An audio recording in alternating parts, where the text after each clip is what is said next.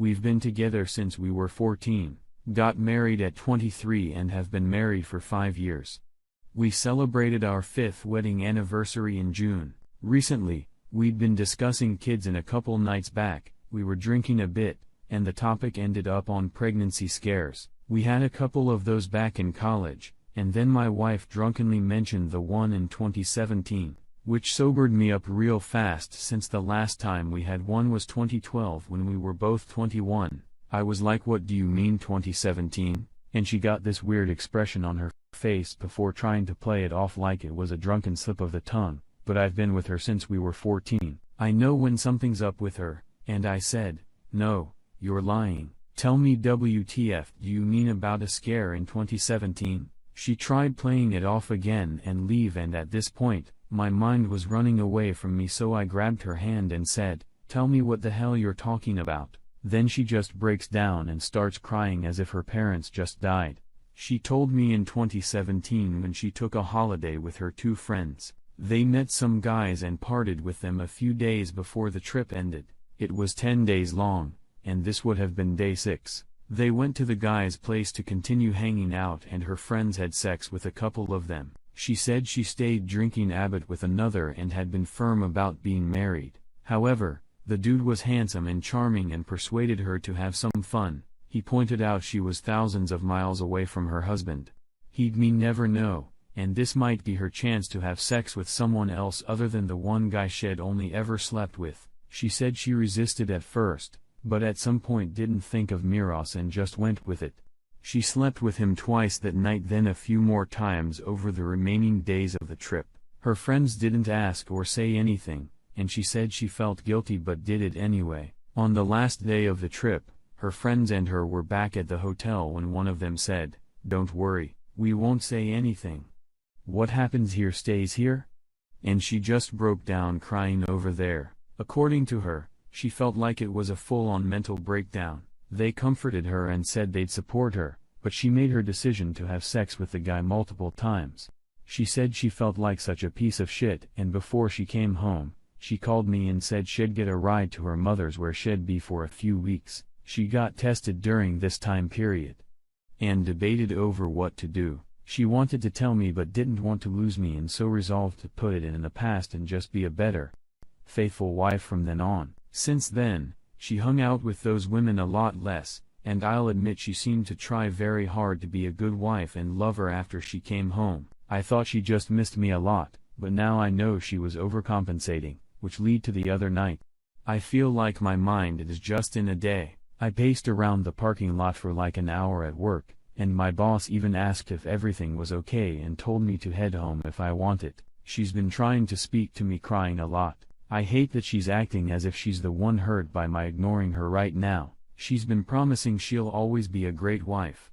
But the fact is that she fucked another man multiple times, and if not for a stupid conversation coming up while drinking, I'd never know. Then there's the part of me wondering if she ever cheated before. If there were ever other scares with guys, what did she really do all the time she hung out with friends? Suddenly, I'm questioning most of 14 years together.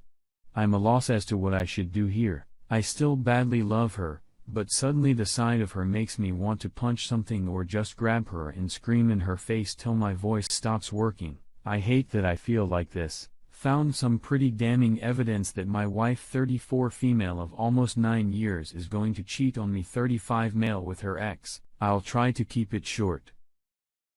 I've been a lurker for a long time, but have never posted anything. Made a throwaway just for this. About 2 years Wine and I were out on the town drinking and stuff. She overdid it, got home, and she passed out. I noticed through the night she was texting a lot. I woke up to her phone going off with, like, 3 texts. I saw the name, and it said a male name in her company that she works for. I was thinking it was weird that someone from work would her that late, so I looked. It was her ex. She had it written like that in her phone. The whole conversation she was pretty much asking for closure on the relationship they had and why he treated her the way he did. She told him that she had some dreams about him and her together. He replied that they should just have sex and get it over. Then she said that she couldn't do that to me, but in later texts, she was warming up to the idea. It hit me hard. I couldn't think straight. I kept just thinking of her cheating on me. I even convinced myself that maybe it was my fault that I drove her away, that maybe I wasn't showing her enough affection, that I was neglecting her. We started communicating more and talking about our relationship. I started feeling better. She's had some medical issues and major surgery in that time, and I've taken care of her. Things were feeling really good. After the day I found the texts, I would check her phone occasionally. Fearing the worst, I noticed she had taken her ex's number out. That made me feel a little better. She does have him as a friend on Instagram though. I don't know if she knows that I know. Fast forward to today, I noticed her acting a little weird in the morning. Didn't think much of it. We did our errands for the day. We're resting at home with our girls. They go to bed and she's napping on the couch. Don't know why, but I had this strange feeling to look in her phone. So about 3 hours ago, I find her Instagram conversation with her ex. She pretty much tells him she's ready to have sex with him and that she's been having a lot of urges and wants to get it out of her system. He asked her if I'm not meeting her needs. She tells him that we don't have sex often and that she feels like I don't yearn for her or initialize sex. I don't feel that way at all. I love our sex life. I always thought she was the one not putting out as much bonds, that she doesn't want to do that to our girls because they're too little still. He pretty much tells her again that we should talk about it and see what happens. I don't have a whole lot of people I can talk to, so I decided to come here for advice. I'm seriously lost. I really do love my wife. I feel like she loves me too, but seems to be infatuated with this guy. The thought of putting my kids, though, a divorce makes me sick to my stomach. Crazy thoughts are going through my head. I even contemplated talking to her ex without her knowing. I've thought about talking to her mom. My in-laws love me. Should I just call her out on it? I'm just sitting here wide awake with thoughts racing through my head. Sorry if I just rambled on or some stuff doesn't make sense. It's a lot to write, and it's my first Reddit post ever. Any advice would be greatly appreciated. Thank you. I-24 female was the other woman for a married man, 30 male. His wife, 29 female, leaked my nudes after he dumped me. My sister, 28 female, has befriended the wife I want to be NC with sister, but dad and rest of my family won't let me. I met a guy named James Smith 3 years ago through work, and we started dating. He had 2 jobs in 2 different cities, so I only saw him when he was in town. 1.5 years into our relationship, I got a message from a woman named Jane Smith telling me to stay away from her husband. James confessed to being married, but said the marriage was awful, and they were separated. And Jane was unwilling to divorce, so he had to wait until he could get a divorce without her consent. I believed him and we stayed together for another few months until James gave me the whole truth. They weren't separated. They lived together in the other town. James only had the one job in my town, so he would come here, work, and see me, then go back to his wife. Jean found out, and James had spent the last few months regaining her trust and finding a new job in the town they lived in, so it was over with us.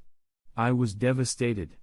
We'd been together nearly 2 years, and even with the affair, this was still the healthiest romantic relationship I'd ever had. And my kid loved him. When James left, I wrote him one final message telling him that I loved him and I always would, and if things with Jane didn't work out, I would be here. I got a reply asking if I meant that, so I sent a response doubling down. I got another reply, still from John's account, written by Jane, calling me names, saying I had to learn a lesson, and within a couple of days, several accounts were plastering every social media platform with nudes I had sent to James, tagging me, calling me even more names, and adding my contact info. Every time I reported one, 2 more would pop up. At one point, Jane directly sent the pictures to my father. I had to leave my job and I move in with dad. I was at my lowest and I wanted to die. I did something really stupid and had to go to a mental health facility to recover. This was all in the span of a few months. When I was out, my sister, Ali, told me she'd messaged Jane, telling her what I had done. Jane took down the accounts. Got it confirmed that the accounts were gone, but the pictures are on the internet forever. I started going to therapy and looking for jobs. With little success with either. A few months later, Ali told me that Jane would like to speak to me, but I refused to talk to her. A few more months passed, and Ali casually mentioned something Jane said. And that's how I found out she was talking to Jane, and they had been talking since Ali first messaged Jane, months before. I asked Ali if she was joking, and she said Jane was sorry and just wanted a friend. I asked why Ali had to be that friend, and Ali said that she and Jane had a friendship entirely separate to him, and I should know by now to leave Jane's relationships alone. I didn't speak to Ali for weeks after that, and when we reconnected last month, Ali said she values her relationship with Jane and won't end it. Ali can be friends with whoever she wants. I don't care anymore. I don't want a relationship with Ali. The problem I'm having with that is that I am still living with Dad, and Dad wants Ali here. She doesn't live here, but she visits multiple times per week. I only recently got a new job and can't afford to move out yet. We have other siblings, and I've asked them and my stepmom for help, and they are staying out of it. I've said that even if I could just get a heads up for when Ali is coming over, I could take my son out while Ali sees Dad. But when I suggested that Dad said he's not going to make Ali ask for an invitation to come over, I feel like I have spent the last year at the end of a very fragile, and every time I see Ali, I feel like that tether gets closer to breaking. I don't want to put my mental health on other people, especially not Dad, but I can't be around Ali. And no one seems to understand why. How can I